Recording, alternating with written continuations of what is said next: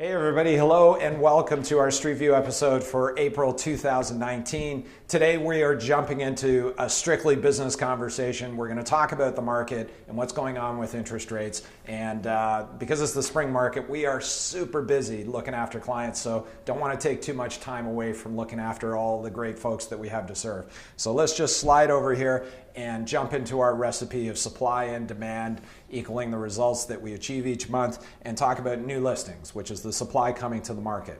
And we can see from the bar graph, the orange bar is a little bit lower in the month of March, meaning that new listings were down 5.1%, bringing the active number of listings to 15,576, which is fine. It's a good number, it's seasonally accurate, and it's just fine. It's a very balanced market in that regard. So then we jump into what does the demand look like? How many sales are taking place? And you know, this is the first time I've ever seen this, is that March this year versus March last year, there was only one less sale. Out of 7,800 sales in a given month, we were only off by one sale for a given month.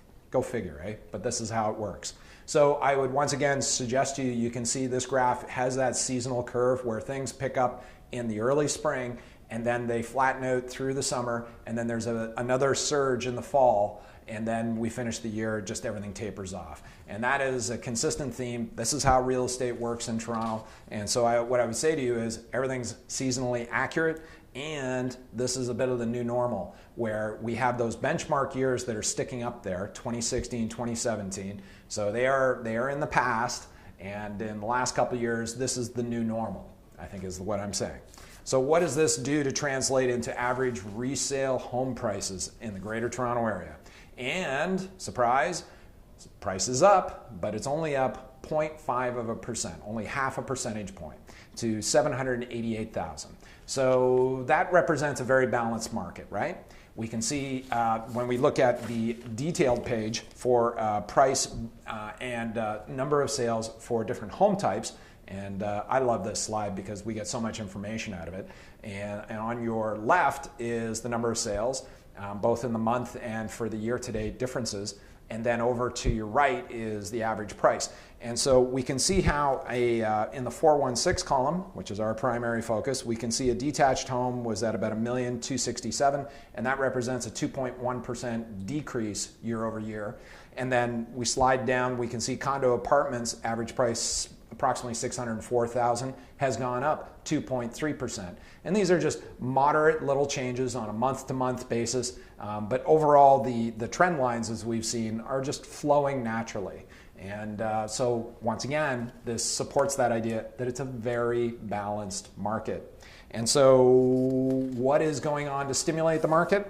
I think there are a couple things. I'm going to start with this historical interest rate slide because I think it's always a great reference point so that we've got ourselves, it creates a clearer picture for where we are today. And this slide goes back to 1973, and it shows that peak that happened in interest rates, 5-year fixed interest rates in 1981 were 21.75%. Which is scary. It's hard to imagine interest rates being that high. Every payment you make would be mostly interest, and it would take probably more than half of what you bring home, like half the money you make would be going straight into interest costs on housing. It was crazy.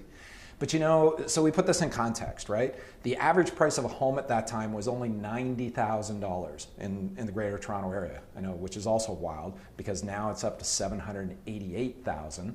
You know, it's just wild. But now interest rates are down around 3.5%. So, you know, it's like this inverse, right? As interest rates came down and the strength of our economy and the demand for living in and around Toronto and good paying jobs and great lifestyle, the demand went way up and prices have gone way up. While we can see in this next slide, which is a little more recent history, how as interest rates have gone down, that has created the accelerated price growth in a lot of ways. So in the context of what's happening right now, you may be hearing in the news that bond yields are down, which means fixed interest rates are down. And so I'm going to throw this slide up that illustrates interest rates that are currently available. And this is ratehub.ca is a resource that I commonly use, and I certainly give them a plug. They have good data, good historical data for us to understand where things are at. But then this is only a reference point. You need to consult with a professional to get a discounted rate. These are just the posted rates, and it all depends on you as the quality of borrower that you are and what you can negotiate. And if you need a reference for that, we've got a great mortgage professional we'd be happy to refer. So having said all of that, bond yields have been going down, which means interest rates are going down.